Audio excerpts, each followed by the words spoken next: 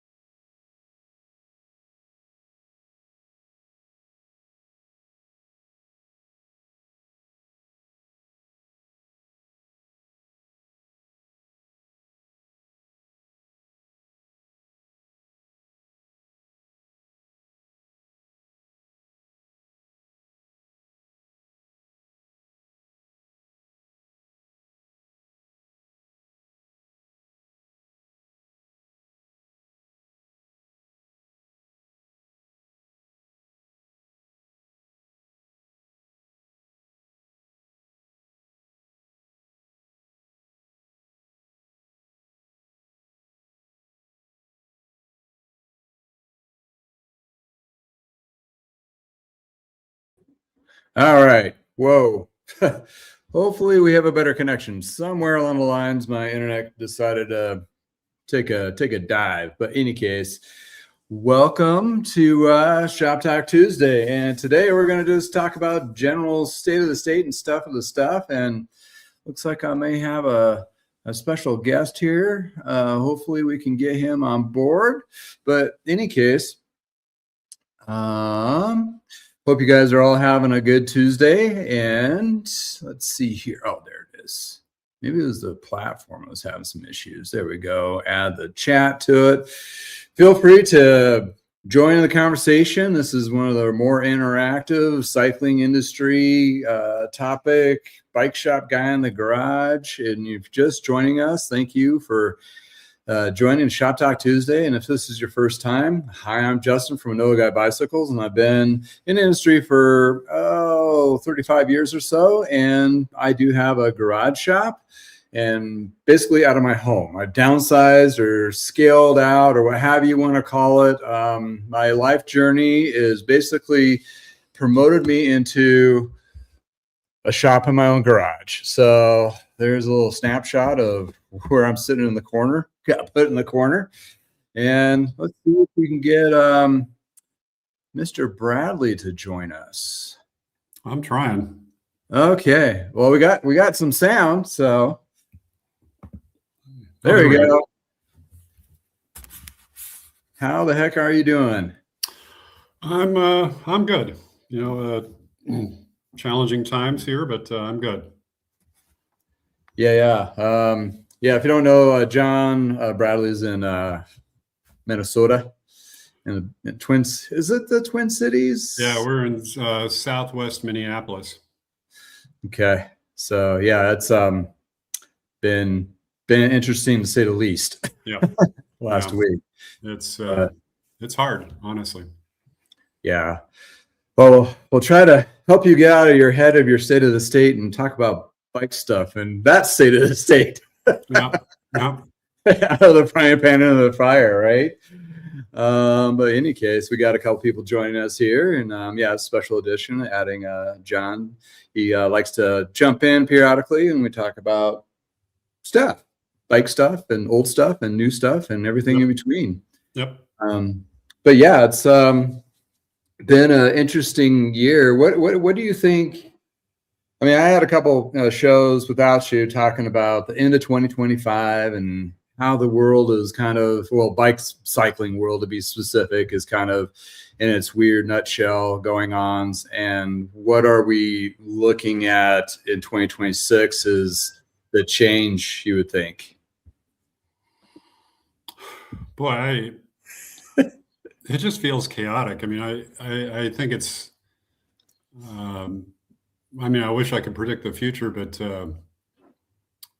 and I'll tell you one thing. I mean, I guess I feel good that I have my bicycle because it's kind of an escape route for me if I need to kind of get away from how things are feeling right now, both about the industry and the country. But I think we're in for more. It's going to be more of a bumpy ride, I guess. There's a lot of instability in the business, and I don't see how that's going to get cleared up anytime soon. Yeah, that's it's unfortunate. What we're as a cycling industry is kind of faced with, because there's no ability for the big companies to have any predictability.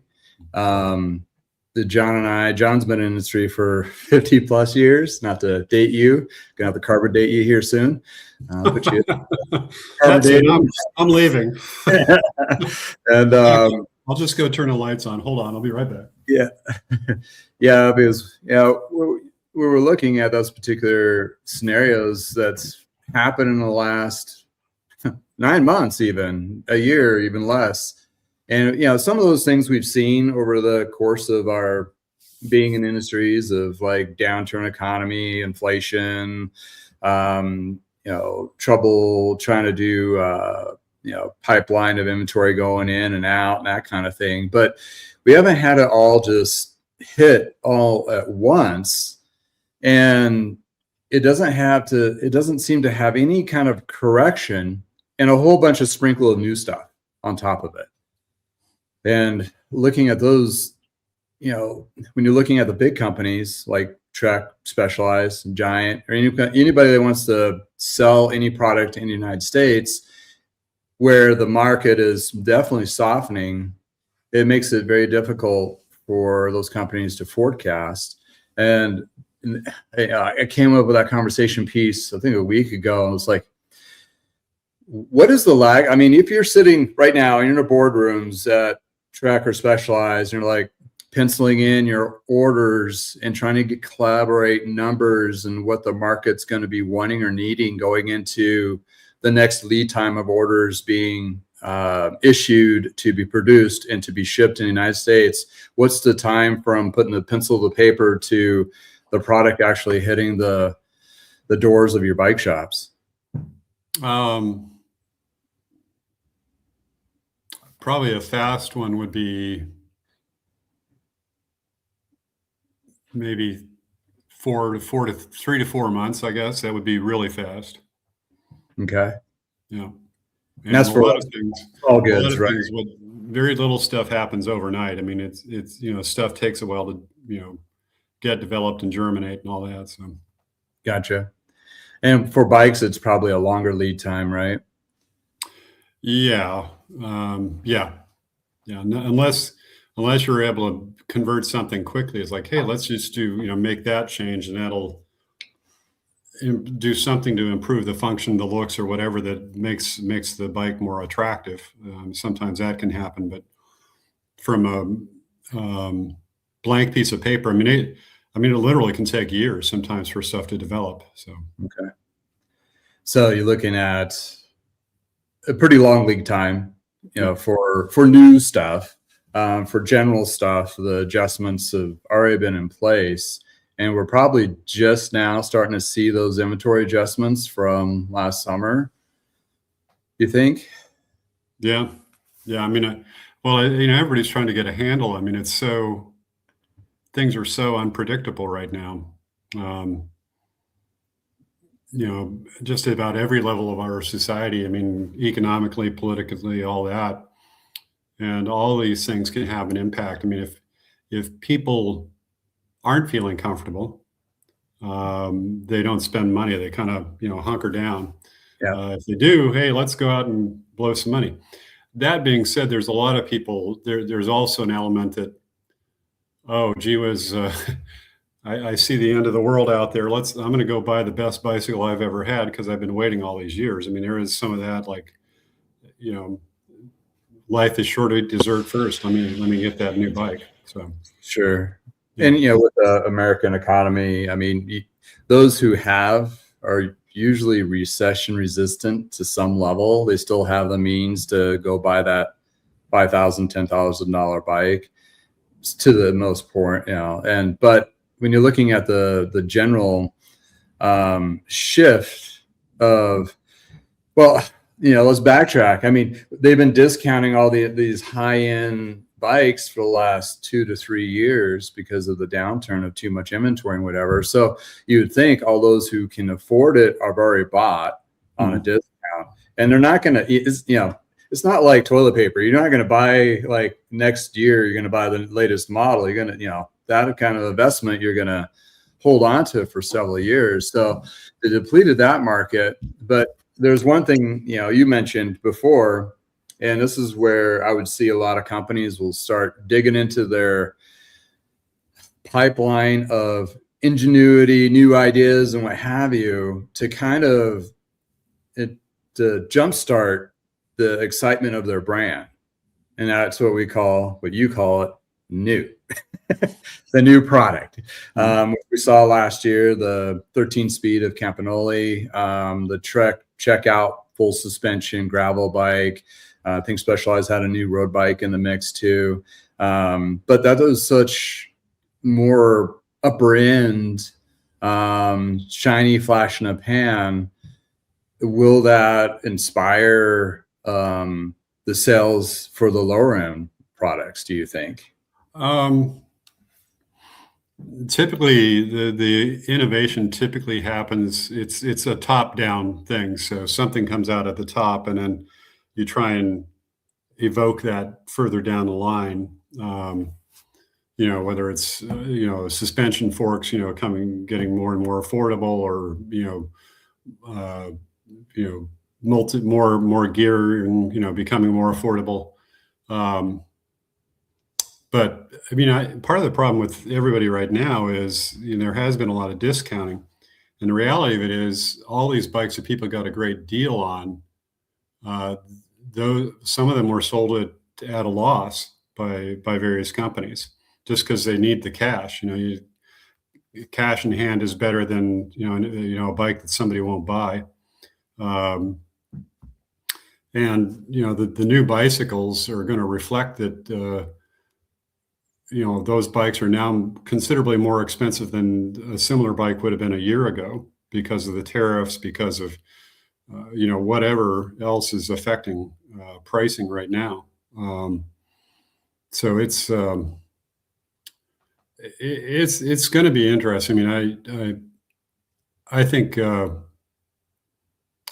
saw a letter from somebody. I'm trying to remember. Maybe it was Bicycle Retail, and it was complaining about the bike industry needs to focus not just on the top end right now, because all the development typically, it's top down, but somebody building a good, affordable, fun to ride bicycle, affordable and fun to ride at the same time.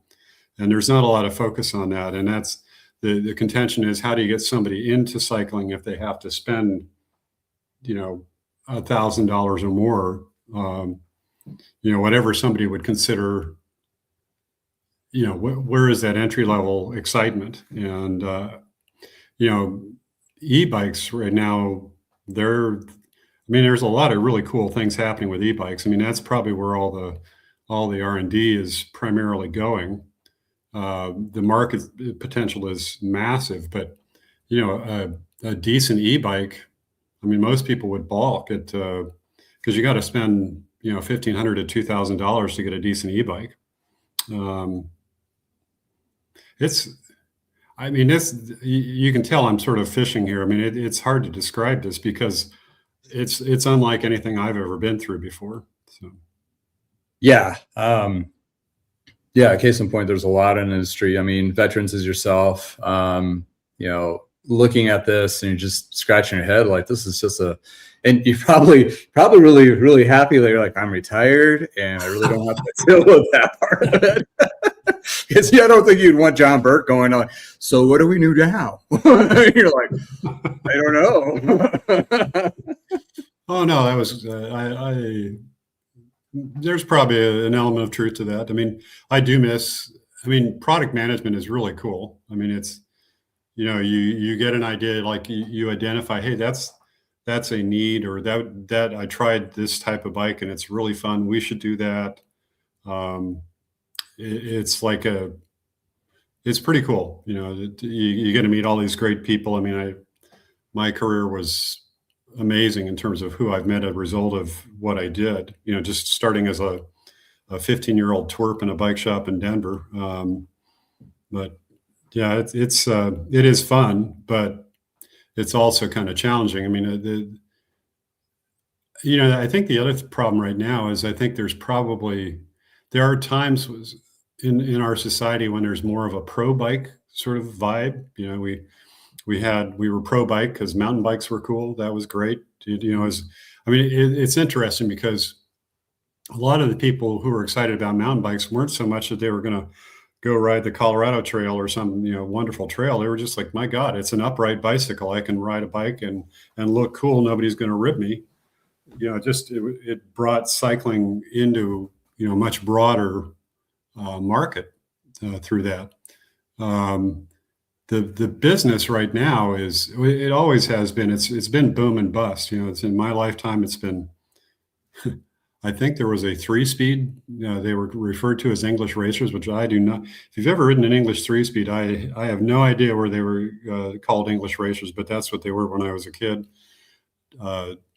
Stingrays, 10-speed boom in the early 70s. There's all this kind of boom. I mean, the biggest thing we ever saw was the mountain bike boom. I mean, that was phenomenal. Yeah. Tri-boom was big, just kind of concurrent with the mountain bike boom. So it's interesting because a lot of this stuff was not necessarily generated by us, by the bike industry. It was like, wow, that's really cool. I saw somebody doing that with a bike. I'm going to try that. Hey, that'd be a great product. You figure out, hey, a lot of people would like to buy that because it's really fun, or makes sense in my life. So, well, yeah, I mean, reading a little bit of history, like one of the first booms is the bike paths being developed in New York.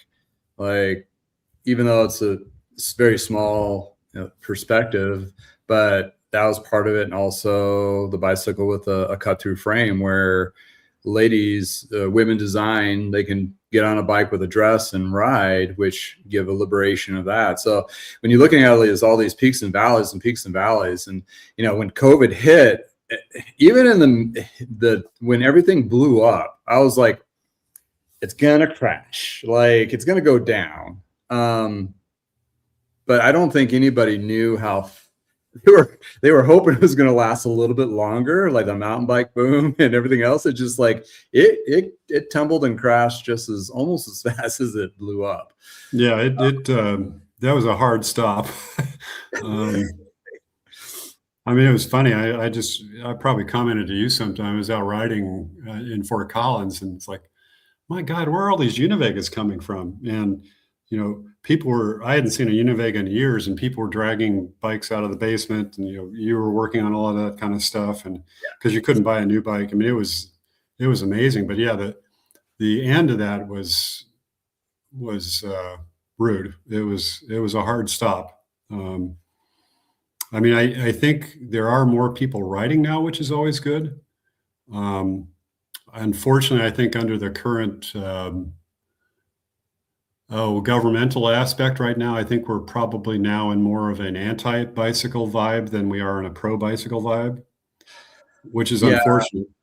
Because if you build a lot of great bike paths, I mean, it's like in Fort Collins and Loveland. I mean, it's wonderful, and people get out on bikes because people are like, hey, Justin, you should go for a ride. I just hit this new part of the Pooter Trail or something like that. That really helps the industry. And particularly also, people feel safe on paths where a lot of people won't ride on city streets because they don't feel safe. Oh yeah, So absolutely. that isn't helping right now. That we're in kind of like, no, we're not going to spend money on bike paths or that type of thing. It's all cars all the time right now. So.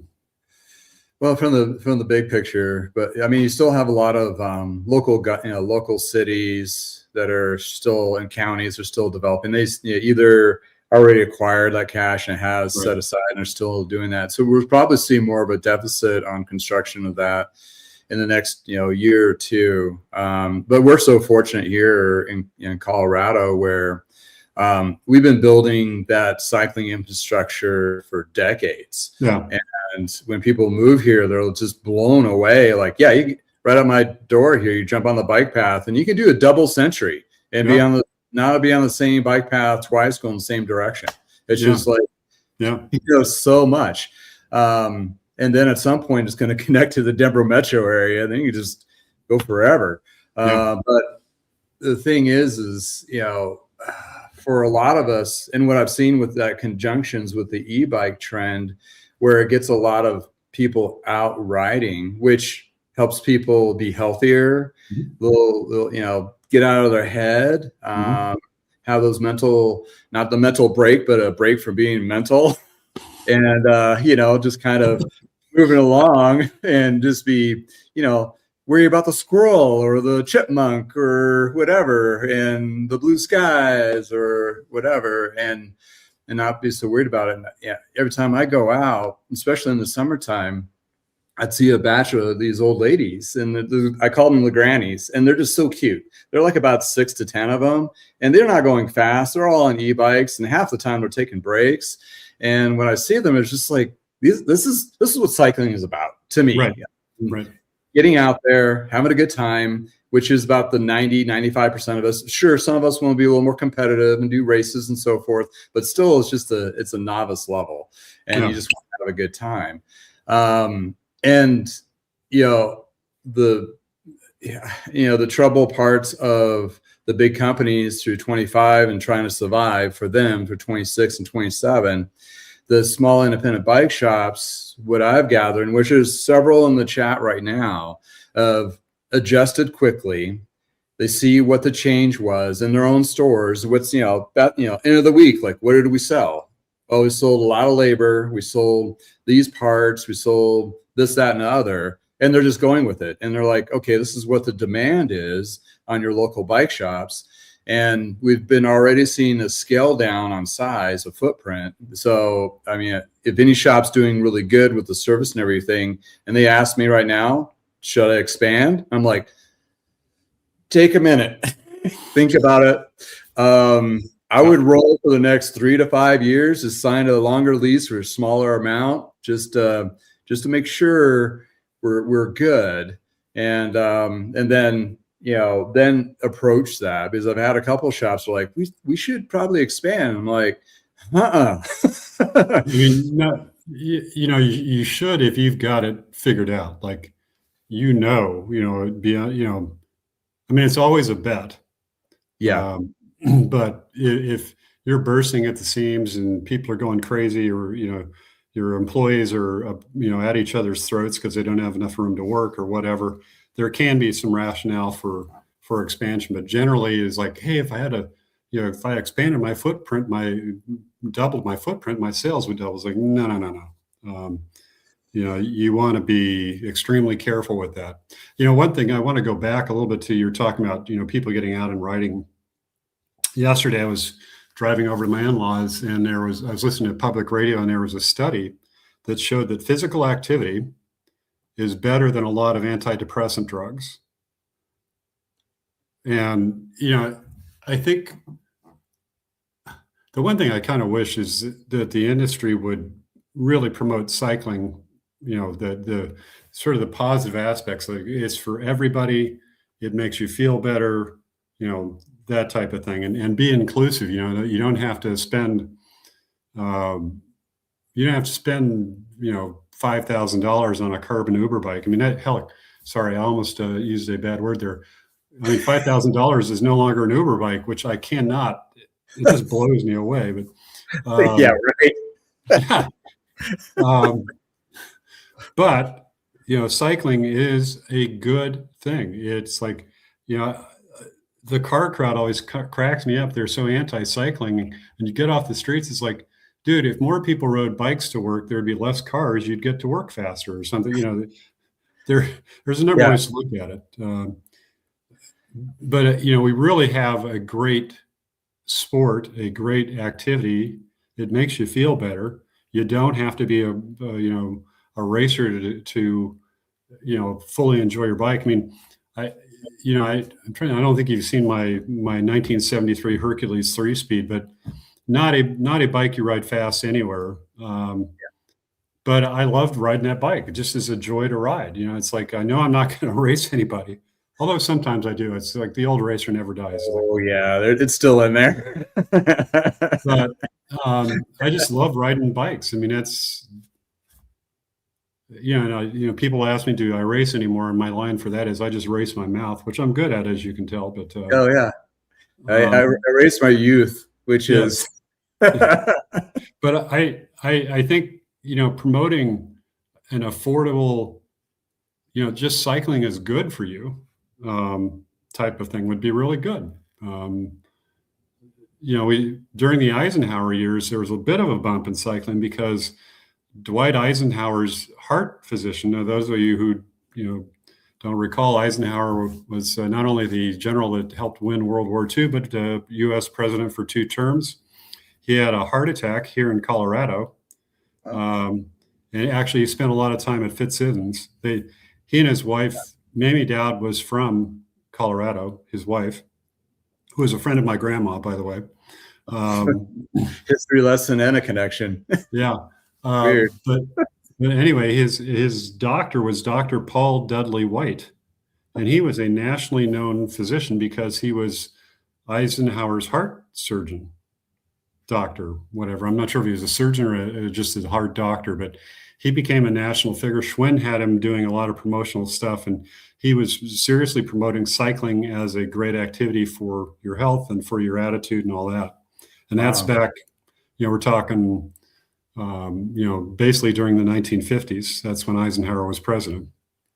So, there's an opportunity there. It's like, advertising can be really expensive, but I think I would like to see more of the industry going, man, this is a fun thing to do. It makes me feel better type of vibe. And you don't have to spend, you don't have to spend $1,000 to have a good time bike. In fact, your business is all about, hey, what's really cool, what you're doing is you're getting bikes that were, $2,000, $3,000, $4,000, $5,000 sometime and selling them for 10% of that, 20% of that. Oh yeah. And it may not be completely up to date, but man, it's a joy to ride, and. Well, yeah, with a few, getting them tuned up, and sometimes, I just worked on it's an older tech full suspension client, and there's some people out there like, oh, the suspension, whatever, and that kind of thing. But if you really think about it, if you're just recreational riding, just want to take a bike camping, do some dirt, what have you, that's like a $2,000-$3,000 bike in the day now for less than $1,000, fully tuned up, ready to go. And it has plenty of miles and plenty of smiles to go with it. And that's, and that's where I think the industry, I'm going to use the term I had a conversation with the legendary Gary Fisher yesterday. And he basically, we talked about a lot of things in 40 minutes. So it was like crazy, but unfortunately, it was just a off the books call. But it pretty much painted. I think the industry painted itself in a corner, and that's what he was saying, in the sense that they were so focused on, the high end and the latest and the new and all that. They and that's where my business flourished, because it fit into getting you into, and the original idea was getting you into a road bike for under $1,000. That's good as the $1,500 to $2,000 bike of today, and actually has probably a little bit nicer bits on it, that kind of thing. And for the entry level to novice to even, second, shy of Pro Racer, those are still really good bikes to ride and have fun and without breaking the bank. And that's where all those the bigger brands were not making a bike that price point. And there was a few others, but the componentry was so scaled down. I mean, it's still a decent bike. It shifted and stopped, but it was way heavier, not as comfortable to ride. And those variable things that you can change on some of the nicer 10, 15, 20-year-old bikes to ride today. So, road bike is its own niche, and it has more of a longevity because not much has changed as like mountain bikes, where you got the 27-inch wheel, the 29-inch wheel, got all those suspension bits that have changed over the last 10 years.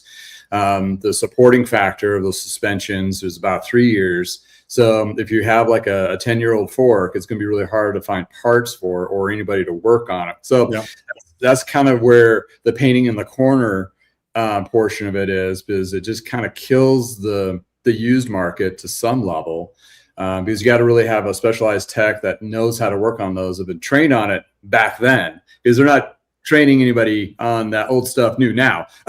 It's all forward facing. So, but for, the general hardtail recreational fun bikes, I would say in the States, we have such a huge surplus from the last 3 decades of just constantly buying and buying and buying. I'm sure most garages have 2 or 3 bikes they bought over the years that just been sitting there collecting dust. Mm-hmm. And those need to get out there and go ride. We have a huge inventory to tap into. And listening into the national MBDA, they were saying about less than 8% of the bike shops right now are tapping into the used market, where that's really the only thing that's really kind of selling right now. So that's a lot of bike shops are going to be in trouble if they don't really change their direction and go that direction, I would think. Yeah, it's it is a bit of a sea change. I mean, you gotta, one, look at the bike and go, what do I need to do to bring it up, sort of up to speed, so to speak, for today's rider.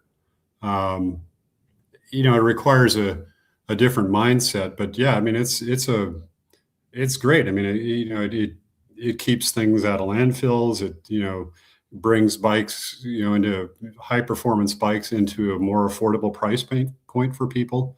I mean, you look at the car industry, these previously owned, whatever they want to call it. They never say used anymore, but they have these certified vehicles. And I mean, Trek was trying that. I'm not sure if the Red Barn thing is still going with Trek, but they were starting to push that at one point. I'm not sure if that's part of their marketing right now, but that's interesting bit on the Red Barn part of it, is when they launched it is prior to them doing direct to consumer sales. So I think it was kind of for them kind of like a testing field or platform to how do we ship bikes and have somebody get them at their house, put it together and go for a ride without too much of a risk factor on both ends. So it's a win-win. And even though Specialized was already doing it, Canyon's been killing them over a couple years prior to that in the States. So I think it was kind of like a test run. But, as being in the used at the time and, specifically road, I was like, oh no, they're going to take my market away. And I looked in what their inventories are just all high end. It was just extremely high end, and right at the same parallel of the Pro's Closet, which that was their Achilles heel too, is too expensive. Even though it's used, it's still too expensive. And they could, I think Trek would have an edge over Specialized, Giant, and Pond, and all those other guys, because they already have the infrastructure in place for the Red Barn. They just need to shift the gear a little bit more for doing trade-in programs, trade-in events at their stores, bringing in a whole bunch of inventory as they can, anything, and not just be so pigeonholed to the age. Like, okay, we can fix up those 5200s or what have you, and still provide those good used bikes and really use that as a cash flow portal quickly. I think they could really leverage that if they really put the numbers to it and put a study on it. I'm not so sure on that. Really? I mean, because it really would change their business model. I mean, I think it's probably more successful at the local level versus the national level, economically and stuff. I mean, you have a lot of flexibility with what you do. I mean, True. And yeah, I mean, it'd be interesting if you could do a study on whether they could make that work or not. I mean, that is not their business model, nor is it specialized, nor is it, any of the, major manufacturers. So there's probably some way to make it work better.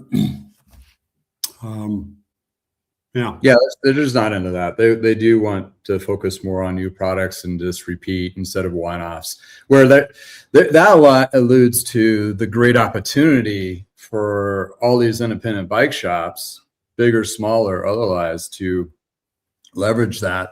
And one of the bigger shops that I've worked with, Wheel and Sprocket, talking to Noel last summer via email, and I think it was last summer, talking about like used, and it's like it's been like a injection of business for them because they've had like big, used bike sell tent events at each one of the locations every weekend throughout the summer. And I'm sure that's really helped the community get more jazzed about riding, providing, work for their staff, not just meaningless work, but work to, work on these bikes and get them a pipeline, which makes the mechanic person of the shop more valuable than just somebody just assembling bikes and just doing random repairs. Yep. So it becomes more of a good cash flow running business model, which reminds me, that's what kind of Parker Bikes was. I mean, we were really service heavy for a little bike shop. I mean, we sold bikes, Treks and Specialized, or not Specialized, but Schwinn's and GTs, Mongooses and that. But the service is always, I mean, I remember just at the end of the day, we would have to pull all the bikes out of the shop and lock them up in the back, because that's how big of turnaround or overflow of service that we had to do. And then we'd roll them in at night and it'd fill up the whole shop. I mean, we had bikes just piled up everywhere so we can close the doors and go home. I remember that.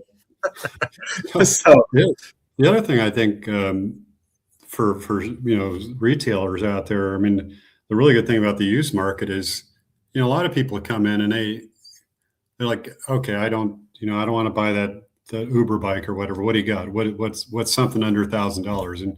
And you find some nice road bike, and all of a sudden they go, man, I really like this. And sometimes they go, well, let me go look at that new bike.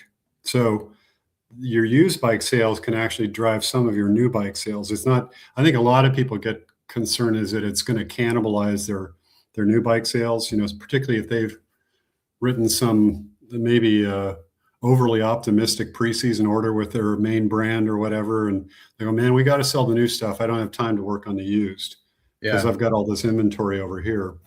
So there's a way to make that work to where both can help each other. And a lot of your used bikes, there's a number of people, getting to be my age, which I still am struggling with the fact of how old I am, but who are, for whatever health reasons, knee surgeries, whatever, come into, and they're looking at the e-bikes.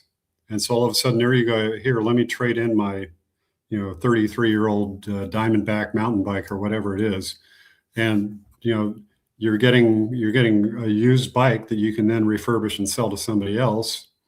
And you sell an e-bike, doing a trade-in type of thing.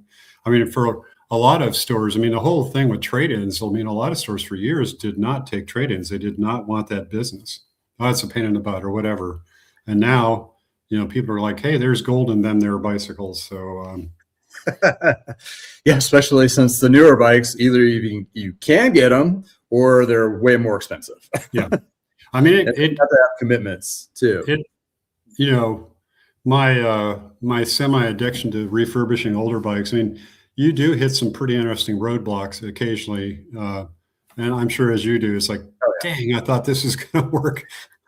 I yeah. I had I have a Schwinn Super Sport here that it's kind of my townie bike that it's pretty cool. It's a Chicago built Schwinn Super Sport, so it's fillet brazed, chrome ollie, forged dropouts, just a cool frame. And I thought it'd be really cool to get a derailleur of the same vintage. And I found a Shimano Crane, which was the forerunner to the Durace derailleur series in Shimano's range. And I cleaned it all. I actually kind of took it apart and I cleaned it all up. And I actually was riding to a certain rather large gathering last spring at the Minnesota State Capitol. I was riding my way back on Summit Avenue, and the thing blew apart. All of a sudden, it was clunk, clunk, clunk. So, you do have to know when to get the parts to support that. Like maybe we shouldn't be relying on that 50-year-old, derailleur or whatever. Yeah. But it's fun. I mean, it also, I think there's an element of what I experience as a product manager is like, hey, this would be really cool. You get that bike and you probably do this, it's like, hey, this will be really cool if I do this. Like, Yeah. if I change that, 700 by 18C wheel set and put a wider tire on there, my God, the bike not only feels better, it actually it rides more easily and it's faster, so there's a lot of cool things you can do. It's an outlet for your creativity. So. Oh, absolutely. And in conversion, I have the red Le Mans that I bought in Vegas and I brought it home, and I threw on some 28 inverted, I think they were Continental touring style, inverted tread style tires. And I rode that the other day, just not knowing if, is there sand on the road or whatever. Emphasis, I got to spread the love. I feel like if I don't ride a bike, it's like being put in the corner. So took it for a ride, and it's like I looked at my times and it's like it was equal to, if not better than my full carbon bike with skinnier tires. It was like, and I mean I had a great time both times, but this one was just like it's just I had a smile on my face and I had a good time, and it was on my birthday, so I'm in January having a January birthday gift. Sucks where I live because it's a lot of times really cold or crappy weather. But I was able to go out on a 50, almost 60-degree day and go for a nice ride. And it's just, and that alludes to the other point. I have a customer, and he has those Brompton bikes, and he loves, when he travels, he loves taking them with him just because he can just ride. Like, and these things, they go fast. They're little clown bikes and that kind of thing. You might explain what a Brompton is, because some people may not know what they are. Yeah, a Brompton, if you haven't seen Ted Lasso, it's a folding bike that has 16-inch wheels. Some 16, and they've got a 20-inch wheel now as well. And they're very popular in Europe because you can ride around in small places, very versatile. That you can fold it, put a basket on it, use it as a shopping cart. These things are very versatile, ingenious design kind of thing. And so you can really pack them into a suitcase that can barely get through the air. The airlines will take them without charging you too much money. And therefore you have a folding bike, which is kind of, remember the Bike Friday back in the 90s, 80s, 90s? Yeah. Pilots in our area, we had a lot of pilots, and they'd have Bike Fridays, work on a lot of those because they get into whatever their layover is and then go ride around, or whatever the overnight is, and go ride around. Well, this gentleman, and he's like, I love these things and this and that. And he goes, he went to different countries and different parts of the United States and rode these things. And, I'm a mechanic. I get on it, I fix it all up, and whatever the service needs to be done, I take it for a test ride. And in my head, it's like, man, these are kind of uncomfortable, kind of like jarring, and the tires are kind of hard and all this. And I was talking to him about it, and an epiphany hit me. It's like, it's not necessarily the bike or what he was riding; it was the experience of where he was at that made that bike enable to have him that that wonderful experience. Mhm. So, and he was like, oh, yeah, that's probably right. Because I mean, tooling around in a winery area or coastal line or whatever, and you can, you've done a lot of traveling, and if you get to an area where you can actually get on a bike and go ride around, you'll see so much more. It's great. I mean, the Brompton things are funny. There's this whole subculture around it. There are actually Brompton stores. I think there are actually Brompton stores in New York. But they have a Brompton World Championship every year. I mean, it's actually I think they go to like an F1 course or something like that and have these big races. It's a big deal. But Yeah, that's a whole other, small wheel subculture out there. But yeah, I mean, there's so many cool bikes, and they make your life better. Yeah. That's that's one of those things where, and the other thing, they do make a titanium one, in which this gentleman bought a titanium one because he'd packed the suitcase with other stuff and it was over exceeding the weight capacity. So like, I'll lighten up the bike. That was his drive. It's not performance. It's not lighter while I was riding. It's like, so I can shove more stuff in my bag. So I can fly it to wherever I'm going. But yeah, and there's another channel. I don't know if you've seen it. I think it's Burn Peak channel, which he has like 1 million subscribers, a lot. And he did a little video of like taking one of those Bromptons and doing like jumps at the BMX track. Oh my God. It's like, whew. Hope you have really good insurance, because that's not going to end well for you. No, not built for that. But no, not necessarily. But yeah. But yeah, I mean, all those companies, including Brompton, and if you read any of the press and so forth, are just having a hard time. And you touched on it before in the conversation we talked about. We had a conversation, John and I, yesterday, and talking about the mountain bike scene and how it blew up, and then it kind of fizzled a bit. Then we had Lance Armstrong, road biking got really big again, and then that kind of fizzled. But the early 2000s, there's this cool new wheel size for mountain bikes called 29.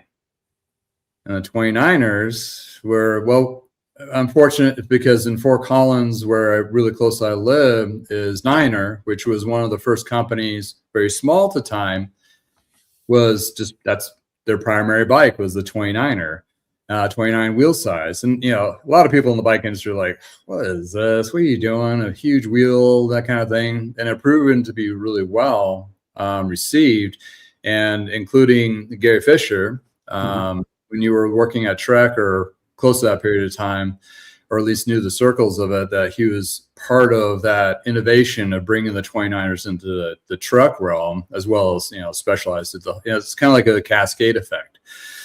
So with the conversation, and I've seen pictures of the new 32.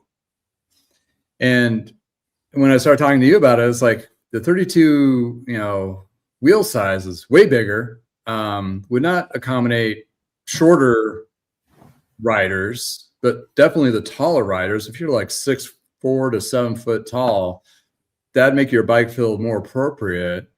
And I was talking to Fisher briefly, and he was telling me the benefits of that. And it's kind of like in my head, haven't ridden one yet. I just saw the press on one, and I think there's only 1 or 2 companies that are actually making these. But it takes the fat bike concept, but making the wheels larger in diameter, but skinnier. So it can roll over bigger and nastier conditions, like really muddy sections, really snowy sections, without being the sluggish feel of the fat bike as the performance factor back into a little bit. And primarily like cross country trail riding to downhill type thing. And what you brought to my attention after talking to Fisher, after talking to you about it, you were saying that's where those small adaptable frame building companies can take this and leverage it to be the new. and bringing that to become more of a, I wouldn't say industry standard, but more of a popular item. So, what kind of, I mean, if your industry hat on, it's like, what kind of small frame builders do you think this would really benefit? Oh, heck, anybody who's, one is, I would probably say immediately it's going to be somebody who's working in metal, in steel, aluminum, or titanium, just because, tooling up your jig is a lot less expensive than building a new carbon fiber mold. And plus, what's going to happen with this is a number of smaller, builders or whatever will come up, they'll try this, and Trek, Specialized, Giant, or whatever, they're all going to be looking, is there a market here? Does this make sense? Can I make, because they have to build a certain number of bikes in order to make money off of, introducing any one model. So they're going to be looking at that. Occasionally one of those will get excited and take a flyer and go, yeah, this is it. I'll take that bet, which is, pretty much what you're doing.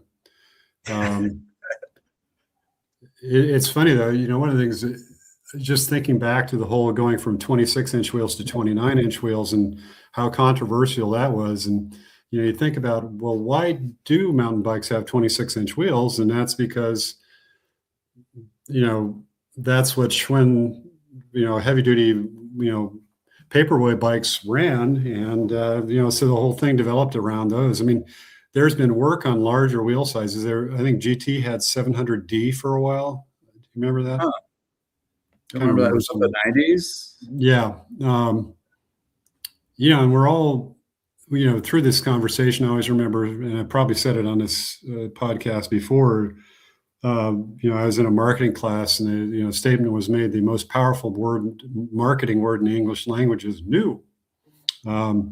So, if you've got, hey, we've got a new 32-inch, size, it's bigger, better, off you go.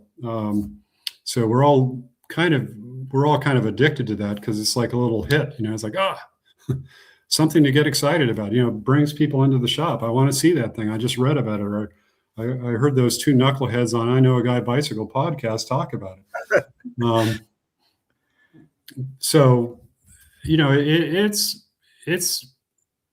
there's some potential there. I mean, there are a lot of tall people, just down the road from you, like Leonard Zinn, who could probably benefit from that bike. Or, I remember Bill Walton used to have custom bikes built for him, and they always really strange looking, because they would be like, a huge tall frame, and it would make a 700C road wheel look like it was on a trike or something.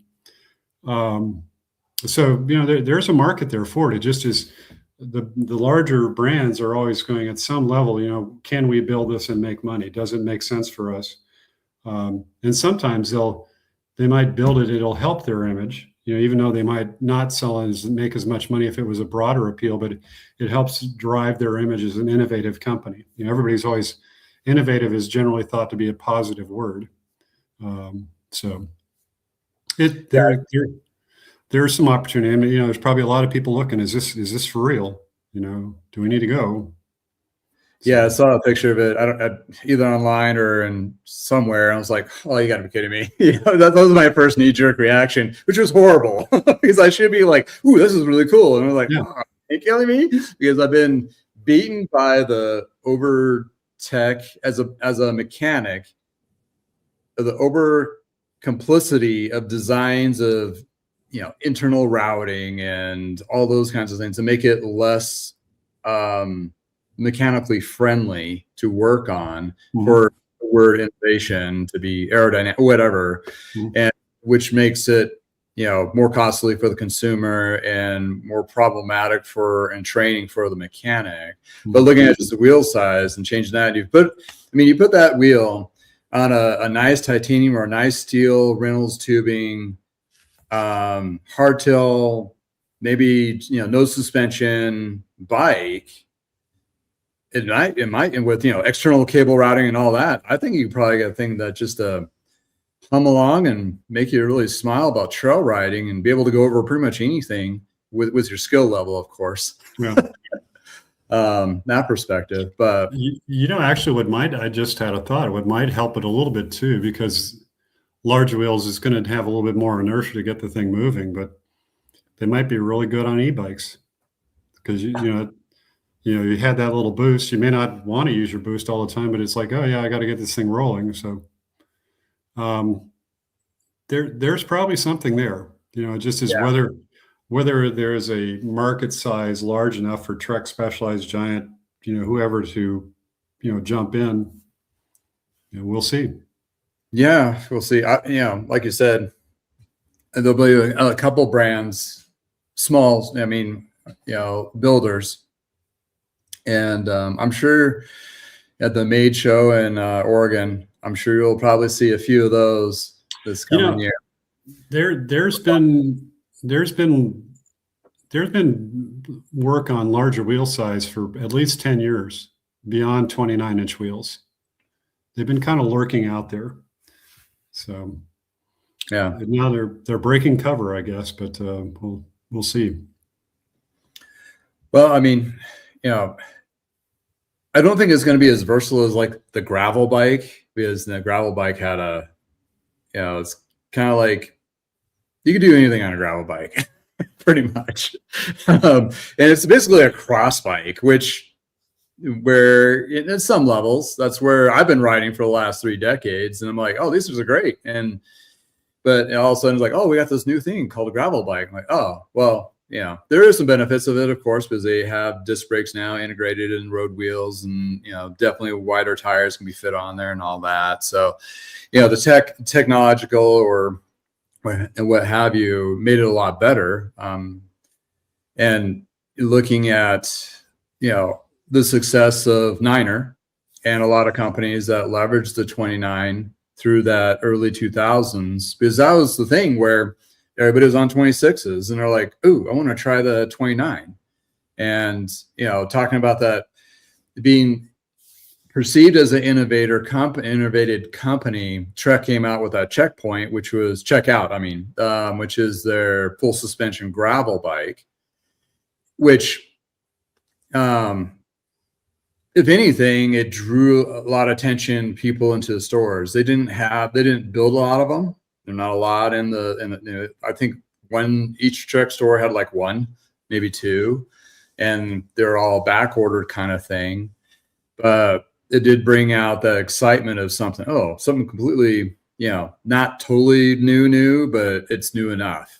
And a new application of it. So, and then it got like on all the social media channels, and people are testing them and trying them out and all that. So regardless how like the reviews were good or bad or otherwise, it's still out there. Yeah. And it reminds me, when you're talking about new, what I revert to new in a business class was, what was the biggest product out there that had the biggest sell through in history, and probably very comparable to today, is when Coca-Cola decided to go, oh, we're going to make new Coke. And that tastes like crap. That was a disaster. Yeah. Although I think there's some theory that because actually what it did, it reinforced that people like just regular old Coke instead of new Coke. And some people think there was like a little bit of reverse, marketing on that. Like, we'll just remind people how much they actually like Coke, and they're like, yeah, damn it, I'm gonna, pardon my French, but I'm sticking with Coke. I don't know that. Man, I haven't thought about that in years, and I'm the old guy in this deal. So I was a kid. I was a kid when it came out. Like, ooh, try this new Coke, and it's like, this is weird. It's horrible. It didn't hold up, and I think their marketing part just it worked for them because they backpedaled on it and they got rid of it eventually. But I think it just that was like, even though it was such a flop, it was such a positive flop. I don't know. Well, we're always looking for something new. I think about shops, and I mean, having new stuff is not bad because you want somebody to, hey, maybe I should go darken your door, and come in and see that new thing. Yeah. Or, it's a good thing to tell somebody, oh, you got to try this new trail, whether it's paved or unpaved or whatever. I mean, oh, it's great. It'll change your life. So new is not bad. I mean, I think, just anything to get people in your door is good. As long as it makes sense. That it's, I'm not new for the sake of new, but it's good. We should always be on the lookout for something, because you need something to attract people to come to, into your shop. And new also brings new people into the industry. It's like, oh, I heard about that new e-bike thing. E-bikes are still a new thing to a lot of people right now. Oh yeah. Yeah. I wouldn't say it's completely flooded. And I think there's a lot of people still very intrigued about getting into that. And the industry in itself is shaking through bad battery issues from like Rad Sports, or, a lot of the inexpensive ones got floated into the United States through de minimis, that kind of thing. So once we, get more correct product, safe product, reliable product, and also the price come down a little bit, even though there was rebates, those are bleeding out. I think in Colorado, there were a certain amount, and they're by half at the beginning of the year. So they're reducing those out. But that, there's several people on my channel, or they're probably in a chat right now. That's all they do is working on electric assist bikes and scooters. And that's their business. And they've been flourishing. I mean, to a point where they need to take a break. Like, we need to shut the store down for 2 weeks during Christmas to take a breather,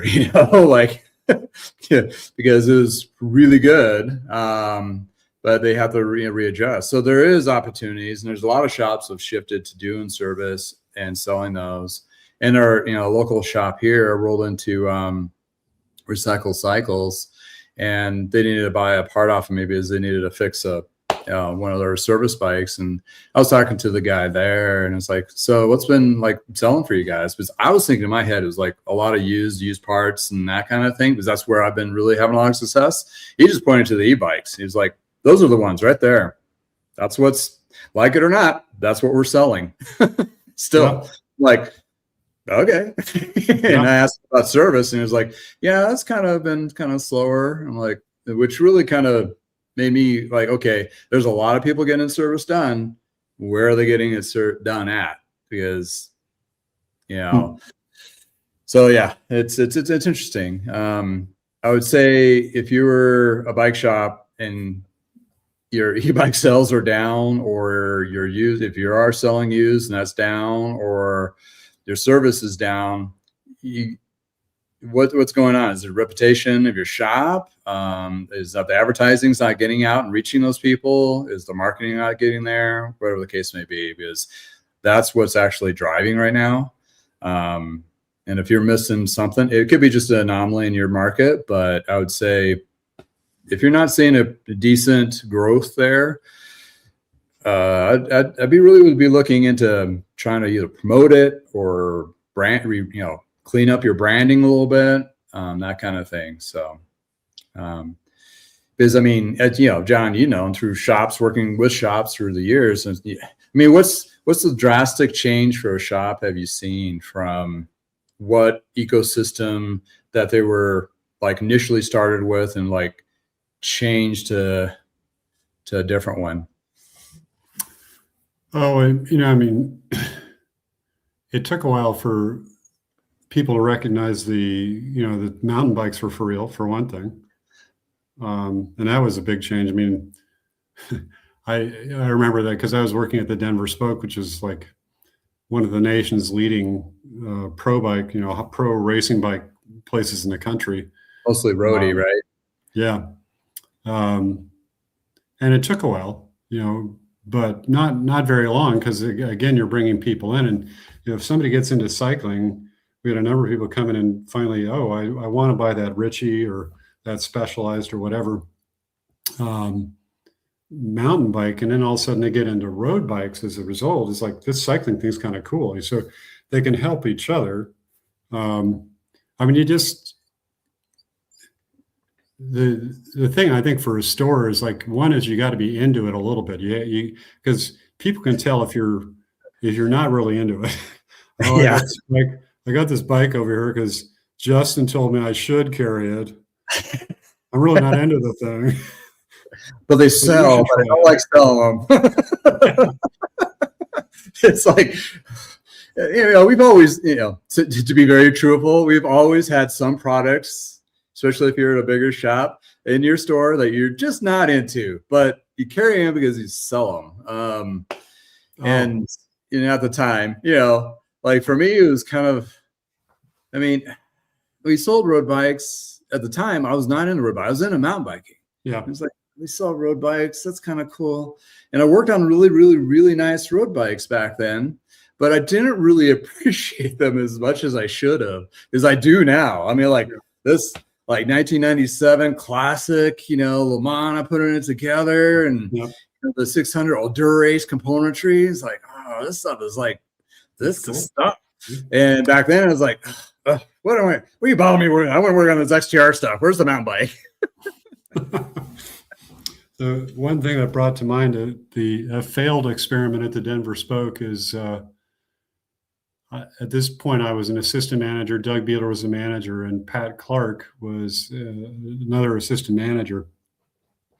And he convinced Doug that we should stock some BMX stuff, which is like it was not a good fit. Some of the other employees, it's pretty funny. This one guy started putting subliminal messages on the pegboard where all the product, all the accessories were hanging, like, go ask your mom for more money, and to buy this stuff. I mean, it was hilarious. It didn't work out. I mean, that you got to be true to it. You got to, if you're going to bring something in, when one is you say, oh yeah, I want to make some money because I want to keep my the lights on and my income coming. But it helps if you're into it. If you can find the joy in that product, hey, that's pretty cool. Maybe I don't own one, but I love these things. They're pretty good. It could be a Brompton, as a folding bike, a turn, a cargo bike. I mean, who knows? You got to have some of that enthusiasm. At least for me, it's like if I all of a sudden, it's like you pick that combination, like, God, that's pretty cool. I can sell that because I love it. Here, you should try one, Justin, and off you go. So, yeah, well, it's if you can sell it or your market is wanting it. That's two different things. Yeah. Because you got to have that person wanting to come into your shop or buying offline.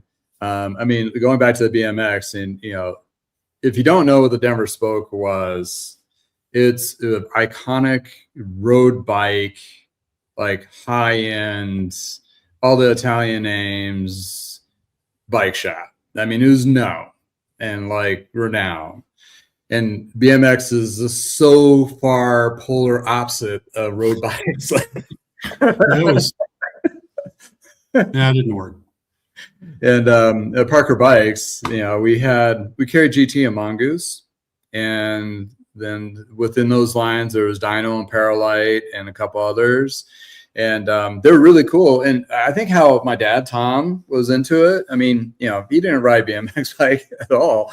But what his into it was that he loves an opportunity to get kids into cycling with something simple. Even though these were back in the day, they were expensive to the household economics. I mean, $300, $400 BMX bike is nothing today. But back then, that's pretty expensive, but they were still pretty cool. I mean, the power lights were lightweight, super aluminum. The GTs were pretty cool. Mongoose had a strong name. And there's a few BMX tracks, prior, this is before pump tracks were a thing. So they still had those, and we got affiliated with a couple little teams. There's one in like Elizabeth, I think was a team, and or a track, and there's a couple in Aurora. And, I think for him is in even though he didn't ride BMX bikes or was not really into it, but he was into what it helped with getting kids into riding. And that kid grew older and got a mountain bike. And then from there got a college bike. And it was just like this huge lead in where, to quite honest, a lot of the big brands don't have that lead in entry level bike portal. Right.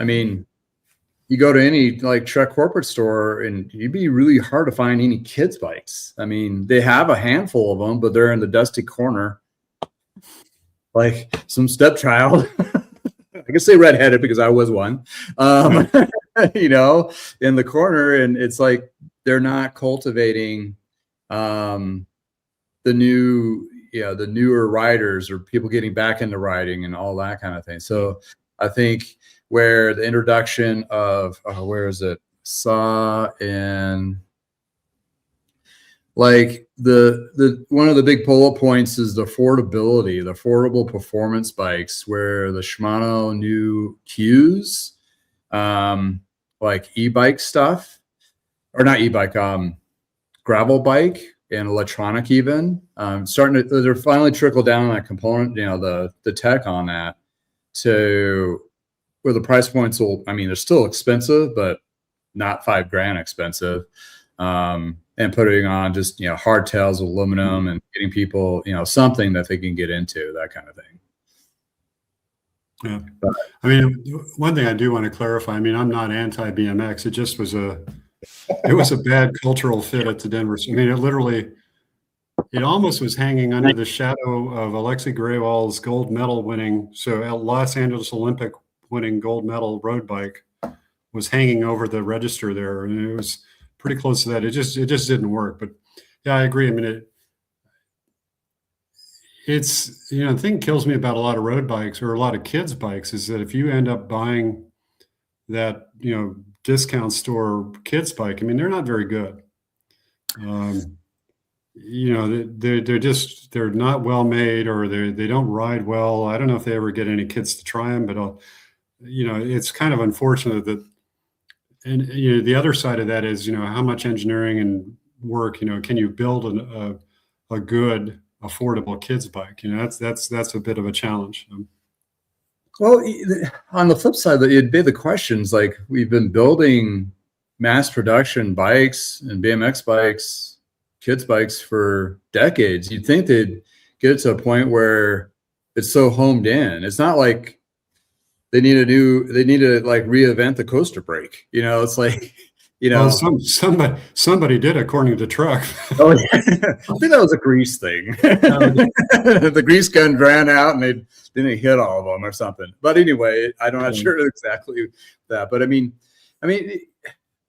it's also the volume, or I don't know. I mean, build a power light cheaper now than they did back in the 90s? No, I mean, probably not. I mean, those are high-end chromoly frames or aluminum frames. Well, maybe the aluminum, but I mean, a lot of the bikes I'm talking about is like, if somebody's looking to spend under $100 for a kid's bike, you're going to get something that, maybe it'll have Barbie stuff or, Power Rangers, whatever the theme is, and it's kind of cute and a kid might like it.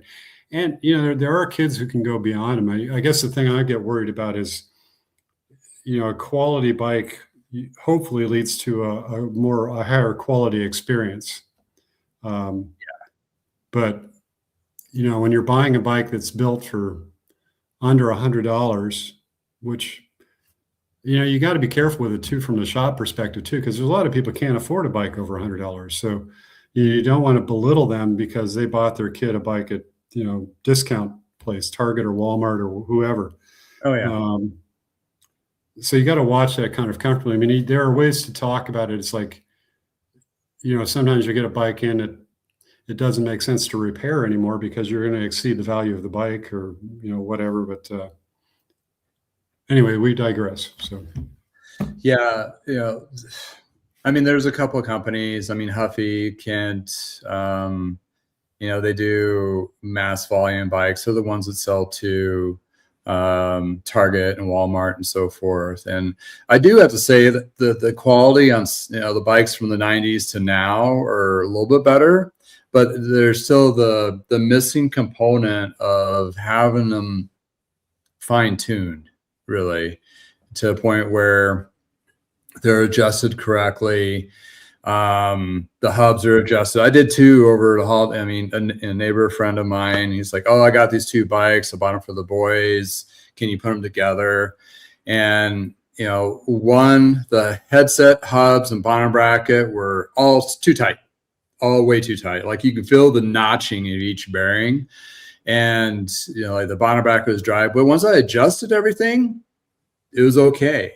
I mean, they'll be fine. And the second bike was shockingly a lot better. Like the hubs were smooth. The crank, everything was, just needed less adjustments, and now it'd been a little bit better out of the box. And these are direct to consumer bikes. Like they were anticipated to have the parent or somebody put these together for the kids. So, I mean, there's still a little lacking of that direct to consumer part of it, for safety reasons, in my perspective. But that does show that if they really, I mean, my dad even said this in the 90s, like if they really got their crap together, they could really put us out. I mean, they could, if they did some adjustments and got pro mechanics building it. But my buddy Jack went into, what was it, Dick's Sporting Goods, and they're supposedly have professional mechanics building their bikes. They don't do service there, but there's like one bike had the fork on backwards. The other one was missing the bolts for the head plate for the bar. It's like, I hope these were just not ready to be sold bikes. Right. Like there's got to be a story behind that, but it's like, oh, it didn't look good. I mean, it's just like you're missing parts and stuff. It's not safe. Yeah. But that's where, unfortunately, that's where a good portion of the individuals, like you said, can't afford going into a bike shop, and they're afraid to use because they just don't know what they're looking for and all of that, where they do roll in the Walmart. And I live next to a Walmart, and half the time in the summertime, I'm in line getting my stuff, and I'm seeing somebody rolling a bike to the front. And you're like, that's where it is. That's where a lot of sales are. Well, yeah. And actually there's actually I'm going to leave that alone. I had a thought there, but Could step away from that. All right. But I mean, there was a huge, within the YouTube realm, the Ozark Trail gravel bike that Mongoose was, or not Mongoose, I'm sorry, Walmart was selling. It looked like a Mongoose, like the old green, kind of thing. That's what it got in my head. And I looked at them, and they're not too bad, as a visual. One of the Waltons, somebody in the Walton family is a big cyclist, which is one of the reasons you see a lot of people. I mean, I had friends this past year who went out and rode the trails in Bentonville, Arkansas, which I had traveled to Bentonville, Arkansas, and I don't know if I saw any bicycles when I was there with WD-40. But now it's become a mountain bike mecca. Nice. So who knows? Maybe they'll put a little bit more money into bicycles like they are into the Denver Broncos. I don't know. Well, it all depends if the Broncos win, right? Then we'll have a little extra coin. Yeah. Yeah, that's yeah. I mean, it's interesting. That the whole the money, and Walmart, did they buy it's like Moose Jaw, like another outdoor chain? I think they decided to sell it because they're like, that's not quite what we want to get into. Didn't they have a piece of Rafa as well? Oh, maybe. I know they do a lot of investments to companies that are big brand names that nobody knows about or is really, really hush hush. Yeah. Big players, because they're not just Walmart. I mean, they are a conglomerate of. I would compare them kind of like the Pond Holdings. Like they have like Pound Holdings has 50 bike companies and car companies and Caterpillar machinery, and it's like whatever division can make a buck. Take an opportunity, they make a division, it does that in that market or whatever. But yeah, it's interesting how the reach of the money trail, if you will, leads into a lot of different parts of everything. But a lot of cycling is really related to that. Like, oh, you're paying who? Ooh. they want you to pay them back, right? With interest, with investment. Yikes. Yep. But yeah, I mean, going back to the top topic of going into 2026 is,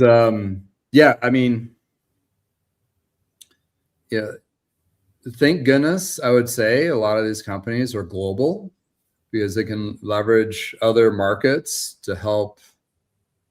Did you see the video that Josh from Silka put out recently talking about how Silka luckily diversified when they did, and what they're dealing with right now? I only watched about half of it, but as far as I got into it was, since they opened up warehouses in different parts of the world, Europe and Asia and Australia, they're able to be more diverse of what actually slapped them this summer from here with tariffs, that they were able to adjust and come out okay. I mean, nobody's great right now, but if you're doing okay, minimal losses, I think it's a good telltale versus some other companies.